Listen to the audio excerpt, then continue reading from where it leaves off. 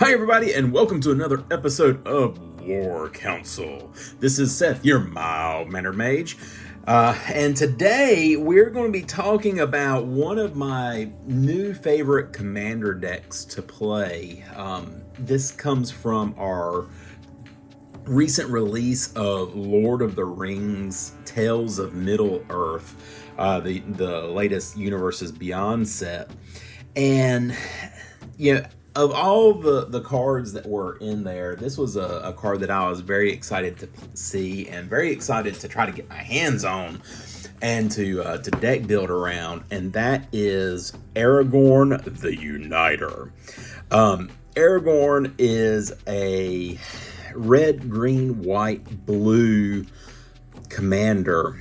He is a legendary human noble creature, and he has just got a paragraph of text with everything that he's got going on. Whenever you cast a white spell, create a 1/1 white human soldier creature token. Whenever you cast a blue spell, scry 2. Whenever you cast a red spell, Aragorn the Uniter deals 3 damage to target opponent. So we're not going to be targeting a creature, we're not going to be targeting a planeswalker, but we're going to dome someone right in the face. And then finally, whenever you cast a green spell, target creature gets +4/+4 until end of turn. So you can cast multiple green spells and really stack that damage up. And I was like super pumped about this deck, and I was like, okay, what can we do to build this? How are we going to approach it? Do I make this just a full Lord of the Rings, humans, dwarves, elves, hobbits, and just go full in? And really, I was sitting there kind of thinking about, what am I going to do? How am I going to do this? And so what I finally decided to do is go tried and true. He's got his army at the back of him. You can see Gondor riding with Aragorn. And I finally decided, you know what? Let's go tribal humans with him. And guys, this is like a fun deck to play, and it will just come out of nowhere. It is a very, with Aragorn on the field, I've included a ton of white spells in here. So just every white spell is going to build that army up faster and faster for you. And even with a board wipe, getting Aragorn on the field, and then, you can rebuild very quickly. So we're going to talk about the deck build for Aragorn. As we're going through this, let me just go ahead and show you before we kind of get into it. Here are the tokens of everything that we're going to need. I've got some humans here, some spirits, some food. We do have the ring. Some more humans. Treasure's going to be involved. Some human soldiers, human knights, and the monarchy. And then are there anything on the back here? Some more human soldiers, treasure, human soldiers, and human knights. So this is going to be a lot of fun. We've got a lot of things that are going on in this deck. Lots of Lord of the Rings cards in here. So what I decided to do to make my job easier is I actually took the Riders of Rohan as the base deck, and then I stripped about half of it out, and then I added green to it. And like I said, this is such a fun deck. I've taken this into tournaments in my local gaming store and have won with it.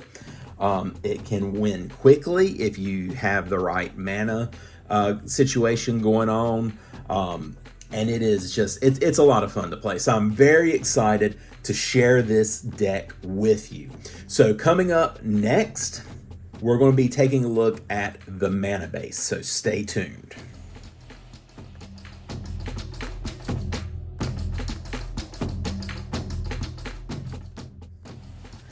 All right, and we are back looking at the Aragorn the Uniter deck. And with any deck, the foundation is going to be your mana base. And I've got a problem when it comes to many color decks. I have a thing for 5-color decks. I've built tribal dragons, I've built tribal elementals, scarecrows. Maybe I just have a thing for tribal decks. Well, that's beside the point.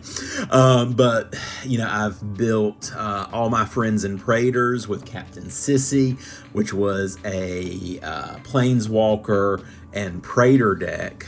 So that was a lot of fun. And so, this is one off of being a 5-color deck.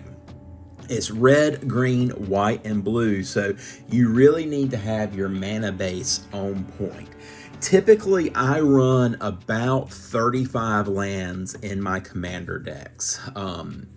If it's got a low mana curve, I could probably run a little leaner, but this deck does thrive off of some good mana. So I've got my mana base here, and one of the things I did is I've got 5 forests, 5 plains, 5 forests, 5 islands, 5 plains, and I also have 5 mountains. So that is my base. So I do have some basic lands here as the base of the deck. So if I need to go search for something, I do have all of those that are available to me to search. Then I do have some specialty lands here that I think do come in clutch. We do have Cavern of Souls. It is a great tribal land. Choose a creature type. You can tap it for colorless, or you can tap it to add 1 mana of any color on the creature spell of the chosen type, and it can't be countered. Path of Ancestry, tap it to add 1 mana of any color of your commander's color identity. When that mana is used to cast a creature spell that shares a creature type with your commander, scry 1. So again, tribal humans, and we're going to be making a bunch of humans. I always like to include a reliquary tower. It's not always necessary in your decks, but I feel like you're going to get at a situation where you're going to have a crapload of cards in your hand and you don't know what you're going to get rid of.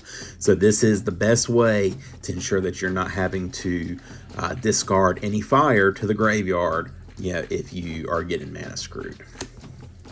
Mystic Monastery, tapping for blue, red, or white, so giving you some extra color to tap for. Secluded Courtyard, which did come in the Riders of Rohan pre-con deck that this is based off of. Again, choosing a creature type, humans.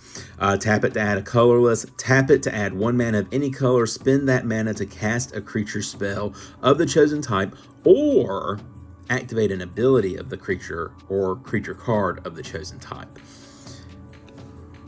We have another Tri-land, this one coming from Ikoria, again, blue, red, and white, or you can cycle it for 3 mana.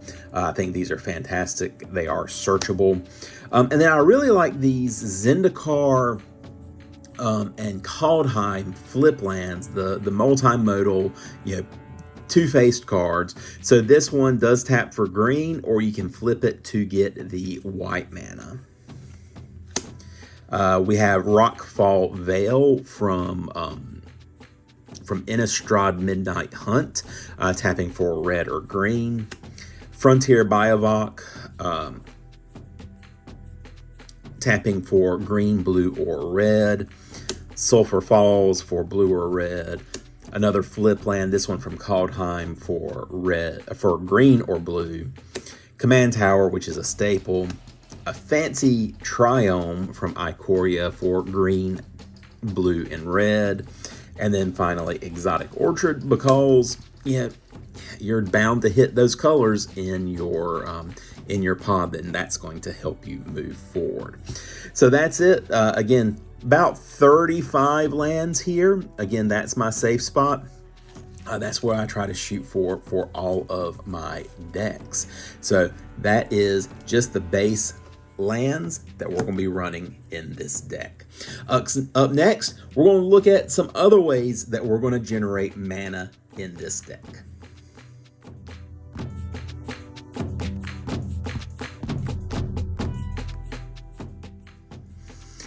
And we're back, and going to be looking at other ways that we're going to be generating some mana in this deck, because again, this is a very mana hungry deck. You know, it's a 4-color commander.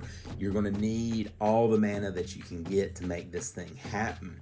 So how are we going to generate some extra mana in this deck? Well, first we've got old reliable Smothering Tide. You know, drawing card, your opponent's drawing some cards. Hey, you want to pay the 2? And you are supporting a king, and the king does have to have his tax. So good old Smothering Tide to generate those treasures. We also have Commander Staple Cultivate, a green and 2. Search your library up for 2 basic land cards, 1 into the hand and 1 onto the battlefield tapped. Then you get to shuffle your library. Now, this isn't really, this next card isn't mana generation, but it's more mana reduction, and that's looking at Urza's Incubator, which is a staple in any tribal deck. So it's a 3-mana artifact, and when it comes in, you choose a creature type.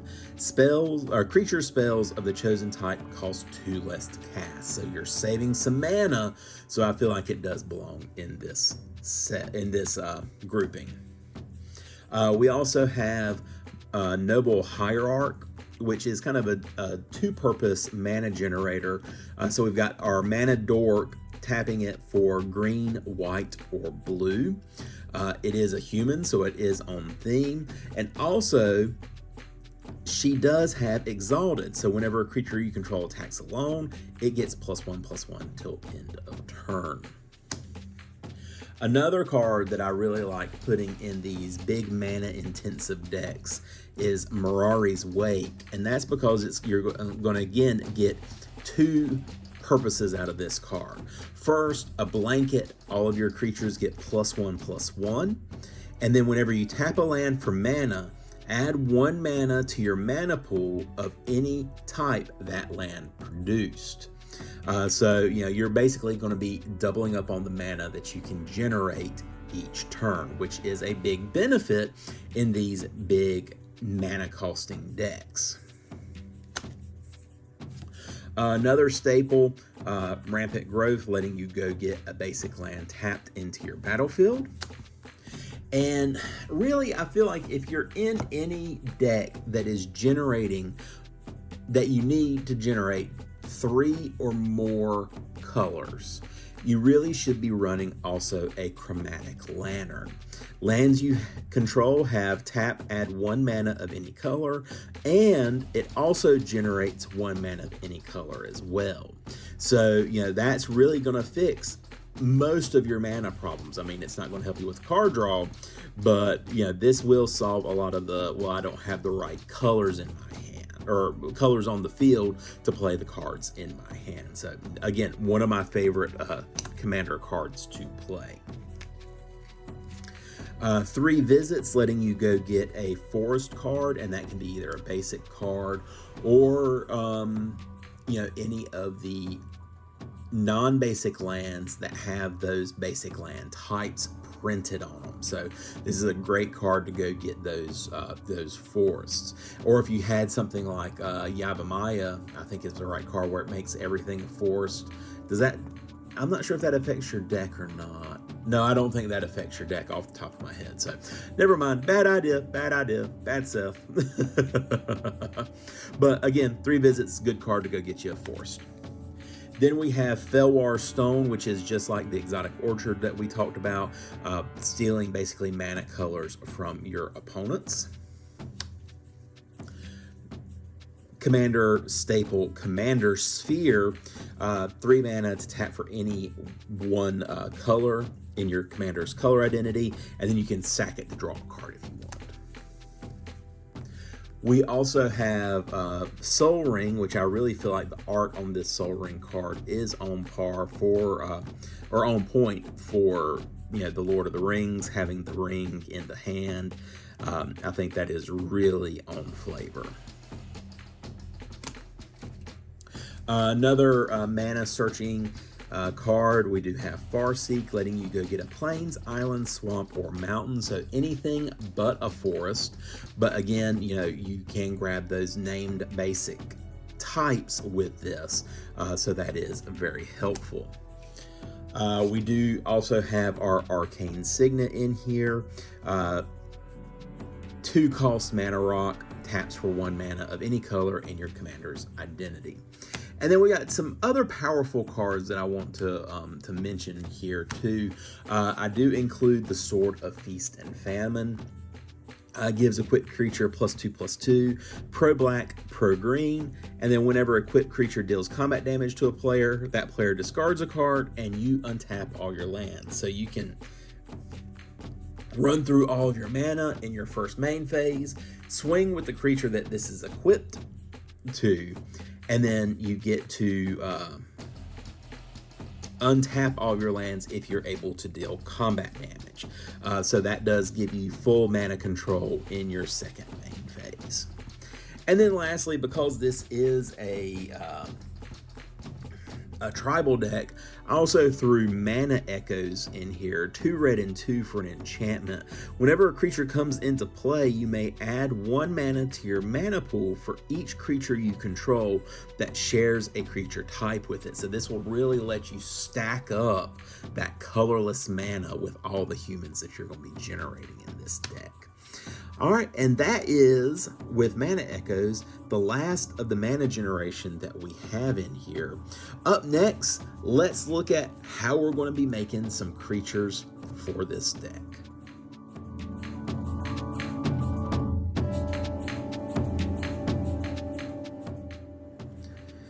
Now that we're generating lots of mana, how are we going to spend this mana to create some creatures? So let's take a look at some of our creature creation in this deck. Now, first up, I have to throw out there that I did include Anduril, Flame of the West. I had to. It's 2 on flavor. This is the sword that Aragorn carries into battle in the Return of the King. Equipped creature gets +3/+1. Whenever equipped creature attacks, create 2 tapped 1/1 white spirit creature tokens with flying. If that creature is legendary, instead create 2 of those tokens that are tapped and attacking. Again, I couldn't help myself. I had to include it just for the flavor. This is, this is straight out of the Lord of the Rings set. I sought this card out specifically for this deck because I am a nerd like that. Okay, so then we also have the Riders of Rohan, 3 and Boros. When it enters the battlefield, create 2/2 red human knight creature tokens with trample and the Hostes. And then you can also dash in the Riders for 4 and Boros. You may cast this spell for its dash cost. If you do, it gains haste. And it's returned from the battlefield to its owner's hand at the beginning of the next end step. So you can dash this out from your hand. You get the 2/2 human knights with trample and haste. Swing out, return it to your hand, and then do it again. So I think this is great for that generation of those 2/2 human knights. We also have Visions of Glory. Create a 1/1 white human creature token for each creature you control for a white and 4. And the thing to remember too, with all of these cards, you're going to be triggering one of Aragorn's effect. If you cast Riders of Rohan, you get to bolt somebody for 3, plus make that that 1/1 white human soldier creature token. All of these mana generators, you can get +4/+4. Make a human and get +4/+4. Hits lightning bolt somebody for 3. So think about all the triggers that you're also going to be getting as you're casting these spells. So Visions of Glory, create a 1/1 human creature token for each creature you control, plus Aragorn's going to trigger, you're going to get a human soldier. Plus you can flash it back for 2 white and 8. It costs X less to cast this way, where X is the greatest mana value of a commander you own on the battlefield or in the command zone. So this will basically cost 6 mana. In a very similar vein, we also have Call the Coppercoats from, I believe this is from Ikoria, white and 2. You can also strive it for an additional white and 1 for each target beyond the first. Choose any number of target opponents. Create X 1/1 white human soldier creature tokens, where X is the number of creatures those opponents control. So you can target all 3 of your opponents. You can target 2 of your opponents. You're just going to pay this strive cost for all the extra targets. So again, making those human soldiers, plus you'll get a human soldier off the cast. I also included Faramir, Prince of Athelion, in this deck. 2 and a white and a blue, again, making a soldier, and then scrying 2. At the beginning of your end step, choose an opponent, and at the beginning of that player's next end step, draw a card if they didn't attack you that turn. Otherwise, create 3 1/1 white human soldier creature tokens. So you're going to get a benefit either way. If they didn't attack you, you get a card. If they did attack you, you get some soldier boys, plus the additional soldier off the cast. Flame Rush Rider is an interesting card, red and 4, so bolting somebody for 3 on its cost. You can dash it for 2 red and 2. Whenever it attacks, create a token that's a copy of another target attacking creature that's tapped and attacking, then exile that token at the end of combat. So you get to attack, make a token that's a copy of something else, so your army gets bigger. And it's just another great way to make an attacking token. So I thought that was very good. We also have Increasing Devotion. You can see this is also a very token-heavy deck. 2 white and 3 to create 5 1/1 white human creature tokens. And then if you flash it back for 2 white and 7, you instead make 10 tokens. And then also getting the token off of the cast with Aragorn as well. I did go ahead and include the Shield Maiden herself, Eowyn, who was the face card for the Riders of Rohan deck. She is red, white, and blue and 2 for a first striking human knight.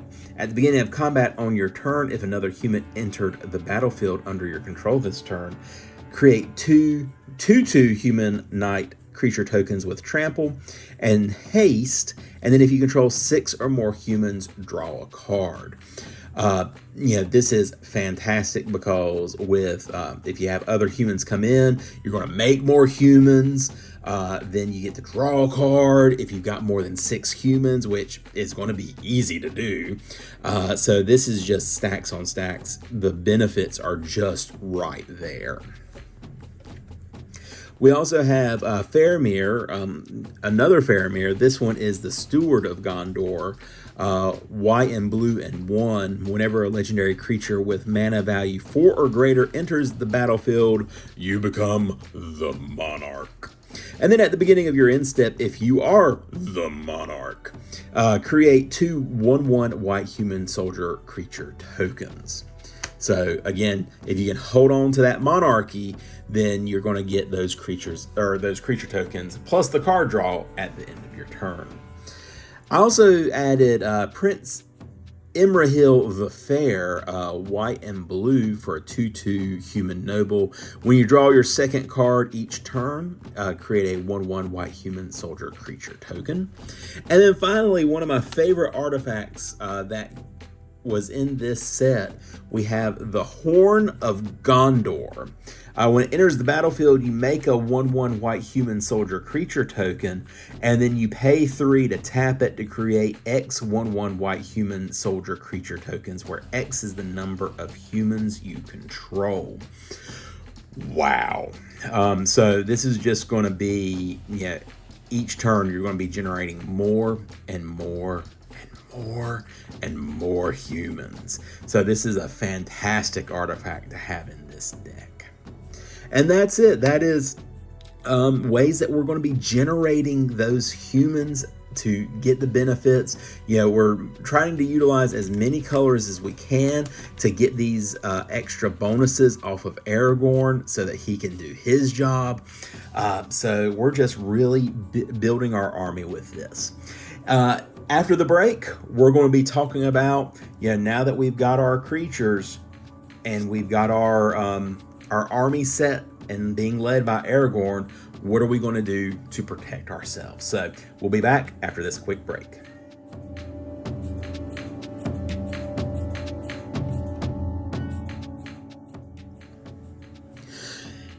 So we have our army now. We're ready for Aragorn to lead us into battle against the forces of Mordor for the fate of Middle-earth. So what are we going to do? How are we going to protect ourselves? So we've got a stack of cards here that's all about defense and trying to wrestle control of the board.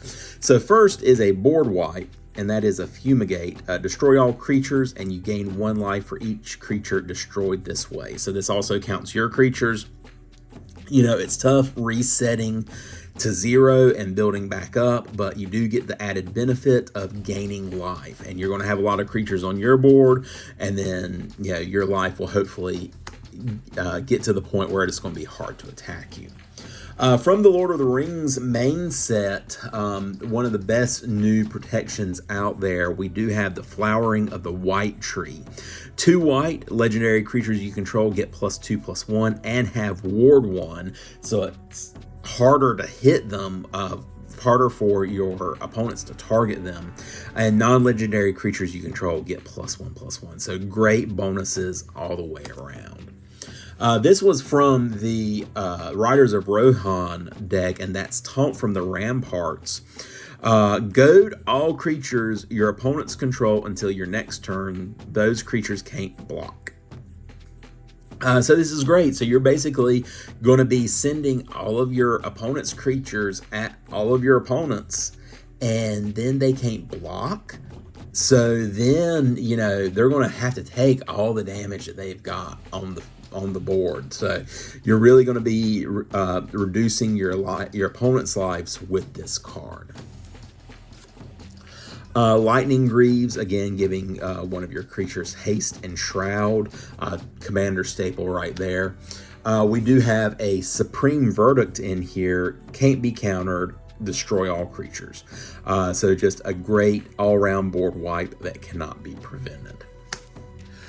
From Midnight Hunt, we do have Vanquish the Horde, which is, you know, it's a white blasphemous act. 2 white and 6. This spell costs 1 less to cast for each creature on the battlefield. Destroy all creatures. You know, if you really need a hard reset, here is a way to do it. One of my favorite cards to include in a token deck, which this really is, Dolmen Gate, 2 mana. This comes from, I believe that's Lorwyn. Prevent all combat damage that would be dealt to attacking creatures you control. So you really feel better about attacking because your creatures aren't going to die from those attacks. Classic commander cards, Towards the Plowshare. Exile target creature. Its controller gains life equal to its power. We've got the Swifties, Swiftfoot Boots. Equipped creature has hexproof and haste. Another fantastic card from the Riders of Rohan set, the Champions of Minas Tirith. White and 5 for a human soldier, 4/6, so we got a real thick boy here. When Champions of Minas Tirith enter the battlefield, you become the monarch. At the beginning of combat on each opponent's turn, if you are the monarchy, that opponent may pay X, where X is the number of cards in their hand. If they don't, they can't attack you. I had a buddy I was playing this deck with, and he was just drawing an obscene number of cards. I think he had Heuristic Study out. He was popping some clues, and so he had like 25 cards in his hand, and he looked at me as like, I'm sorry, I'm going to swing at you. He's like, well, first, would you like to pay 25 to do that? And he was like, well, crap. I guess I can't. I'm going to have to attack somebody else.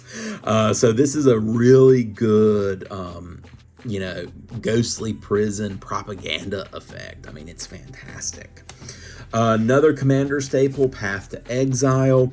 Exile target creature. Its controller may search their library for a basic land and then put it onto the battlefield and shuffle.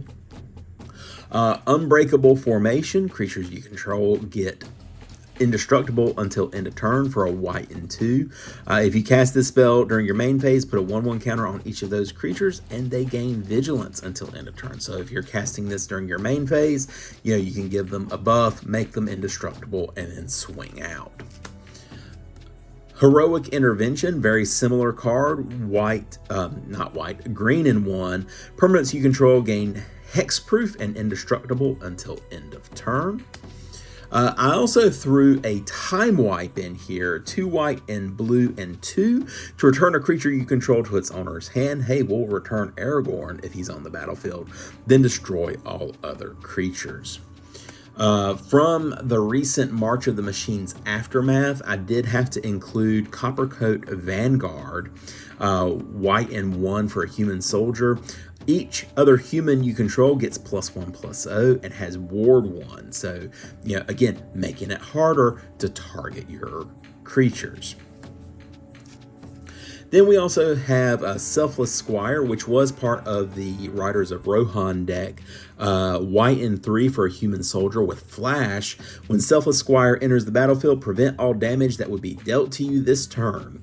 Whenever damage would be dealt to you is prevented, put that many 1/1 counters on Selfless Squire. Last week, playing a commander tournament, got swung at for game. They were looking at killing me. They were swinging, I think it was like 85 points of damage my way. And I was able to flash out Selfless Squire, prevented the combat damage, and then, was around for another turn, and it was just that turn that I needed to win the game. So this can come out of nowhere and really change the course and direction of a game. And then lastly, it's not really a protection card, but I couldn't really find a good spot to put this, so I felt like this was the best place. And that's Eternal Witness. She is a human shaman, and it allows you to return target card from your graveyard to your hand. So being able to return any of these cards, or really any of these cards that are already out, is a great way to help protect yourself or go back for the win con. And that's it. That's how we're going to be protecting ourselves in this matchup. Card draw is also king. We're going to be burning through a lot of cards. So in the next section, we're going to be talking about how we're going to draw those cards.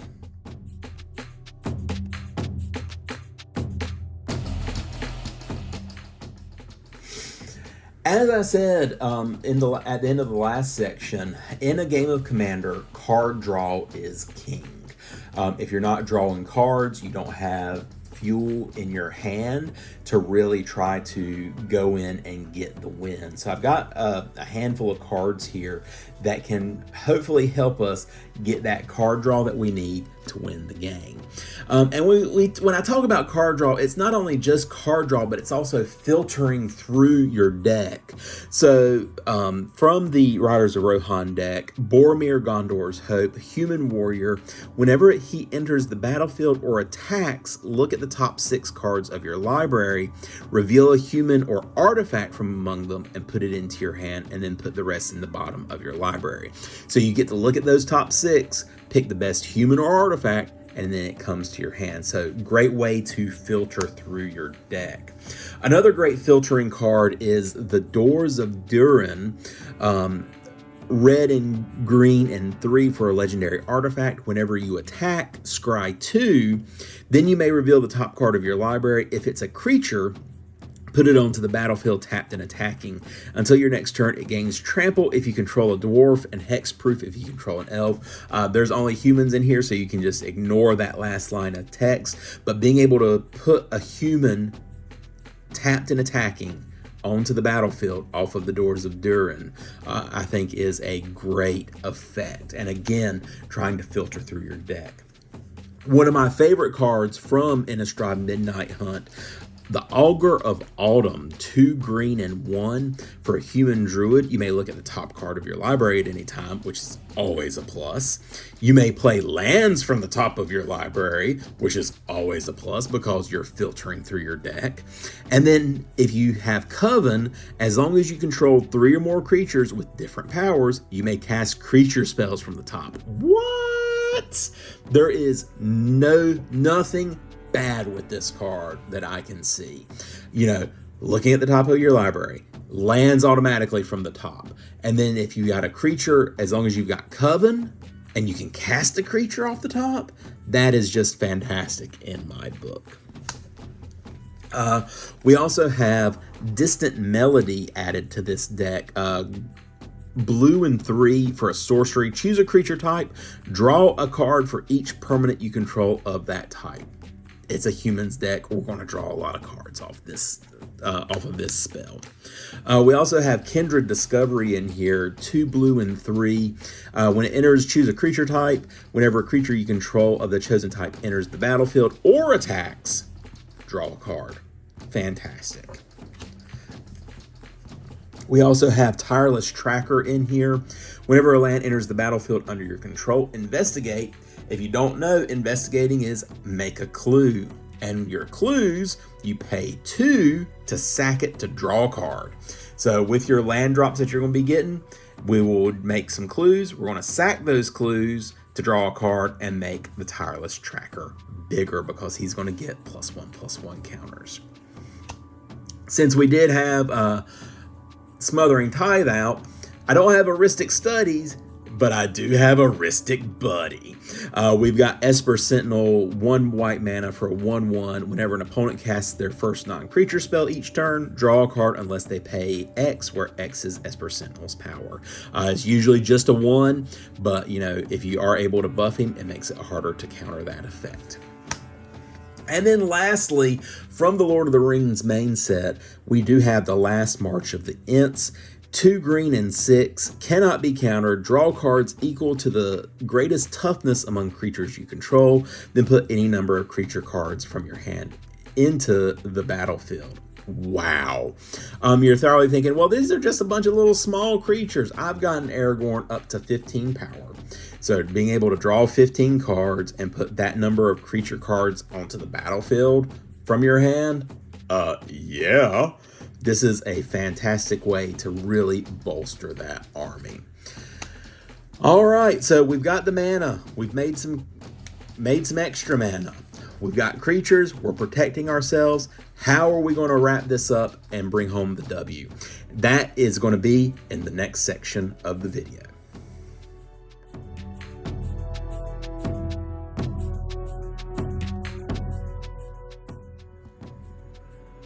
All right, so we've got our mana, we've got our creatures, we've protected ourselves, and we've drawn into our winning combos, or not really combos, but how we're going to try to pull this victory off. So what does that look like?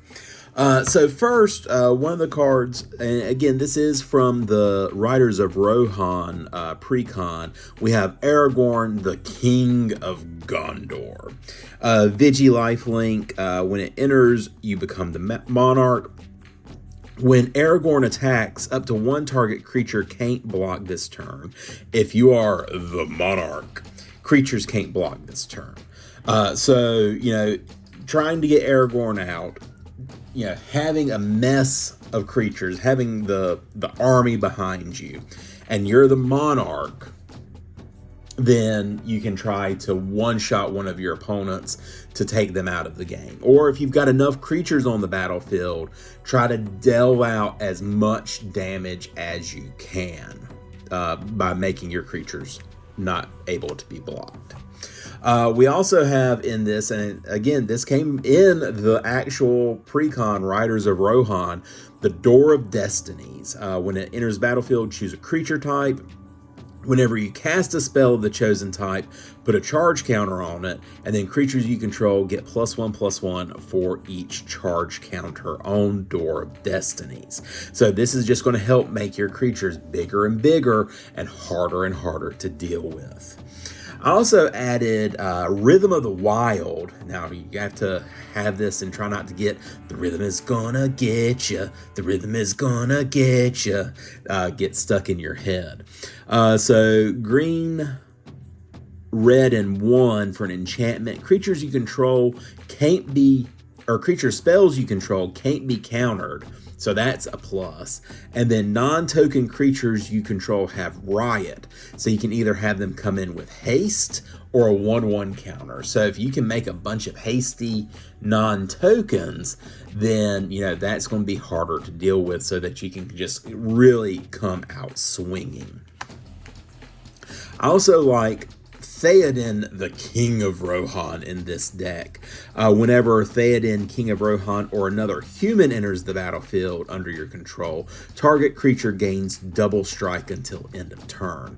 So you have, a haste maker, and then start putting out a bunch of humans, and they don't have to be non-token humans. They can just be humans. So you start putting those out, start giving everything double strike. And if they've got double strike and trample, then you're going to be doing a lot of damage. Éomer is also a fantastic card in this deck. Éomer, the King of Rohan, double striking. When it enters the battlefield, it comes in with a 1/1 counter on it for each other human you control. So he's going to come in as a beefy boy. And then when he enters the battlefield, target player becomes the monarch. Make yourself the monarch. Why not? It just says target player. It doesn't say target opponent, but target player. And then when Éomer enters the battlefield, target player becomes the monarch, and then he deals damage equal to its power to any target. So he's coming in with a bunch of 1/1 counters on it, because this is a human deck and you're going to have all the humans out, and then he's just going to absolutely blast someone in the face for his power. So that's a lot of fun. We also have from Dominaria United, Tori Deviant, Fury Rider, 2 red, a white, and 1. Vigi Trample. Whenever Tori Deviant, Fury Rider attacks, all other attacking creatures you control get +1/+1, so they get the bonus until end of turn. Other red attacking creatures you control gain trample until the end of turn. And then other white attacking creatures get untapped. So pretty much vigilance on the white attacking creatures and then trample on red, and we've got a nice combination of both. Combat Celebrant, red and 2 for a human warrior. If Combat Celebrant hasn't been exerted this turn, you may exert it as it attacks. When you do, untap all other attacking creatures you control, and after this phase, there's an additional combat phase. And then it won't untap during your next untap step. This came in that precon, and this is a fantastic card to have in it, giving you that extra attack step so that you can try to, again, take out one of your opponents. I also really like Call for Aid in this deck. Red and 4 for a sorcery. Gain control of all creatures target opponent controls until end of turn. Untap those creatures, they gain haste, and you can't attack that player this turn. And then you can't sack those creatures this turn. So, and really I think the flavor text on this: we must hasten. The beacons of Gondor are alight. War is kindled. So being able to take your opponent's creatures and just try to destroy another opponent, they're helping you win by borrowing their army.